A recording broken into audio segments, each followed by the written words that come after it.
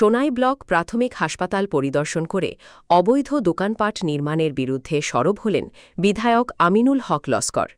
শনিবার হাসপাতাল প্রেক্ষাগৃহে আয়োজিত সভায় বিধায়ক আমিনুল হক লস্কর বলেন, স্বাস্থ্যকেন্দ্রের সামনে এভাবে অবৈধভাবে দোকানপাট নির্মাণ করা হয়েছে আর ম্যানেজমেন্ট কমিটি কোনো ব্যবস্থা নেয়নি কেন? এ নিয়ে প্রশ্ন তুলে শিগগিরই এর বিরুদ্ধে ব্যবস্থা নিতে হাসপাতাল কর্তৃপক্ষকে আহ্বান জানান তিনি। এদিন বিধায়কের কাছে বিভিন্ন সমস্যার কথা তুলে ধরেন হাসপাতালের ইনচার্জ ডাক্তার মুক্তার বাহার। এতে বিধায়ক হাসপাতালের পরিকাঠামো ও চিকিৎসক সংকট দূরীকরণে পদক্ষেপ নেবেন বলে আশ্বাস দেন। এছাড়া হাসপাতালে তার এলাকা উন্নয়ন তহবিল থেকে একটি ইনভার্টার প্রদানের ঘোষণা করেন। সভায় উপস্থিত ছিলেন জেলা স্বাস্থ্য বিভাগের যুগ্ম সচিব, হাসপাতালের কর্মচারী সহ এলাকার বিশিষ্টরা।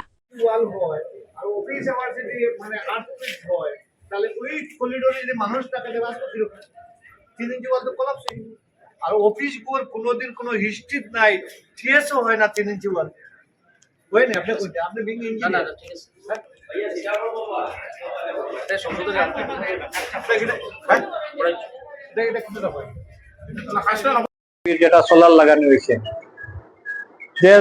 এটা ইন লাগানোর পর থেকে ইনঅ্যাক্টিভ। যারা লাগাইছে এরা তো যদি আপনার যদি 10 কেবিল লইছে তো না করে 12 লাখ টাকা তারা সরকারি পেমেন্ট দিছে। 12 লাখ টাকা সরকারি পেমেন্ট নিয়ে যদি 2 দিনও সোলার যদি এনার্জি না পাই আমরা, এটা লাগানি ভ্যালুলেস।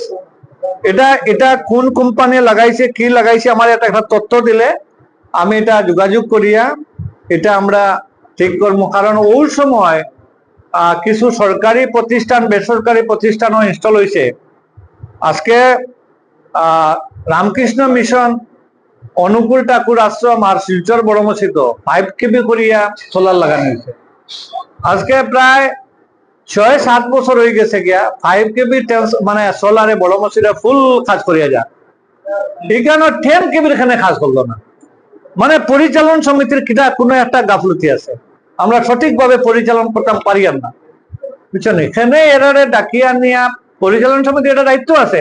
আমি 10 কেবি সোলার লাগলো, আজকে হঠাৎ করিয়া কারেন্ট যায় গিয়া, কারেন্ট গেলে গিয়ে সোলার ব্যাকআপ না থাকে, সোলার ব্যাকআপ থাকলে না কেন জেনারেটর স্টার্ট করবার আপনার অপারেটর নাই, এখানে ইনভার্টার নাই। সাডেনলি কারেন্ট পাইতে হলে ইনভার্টারটা মোস্ট ইম্পর্টেন্ট।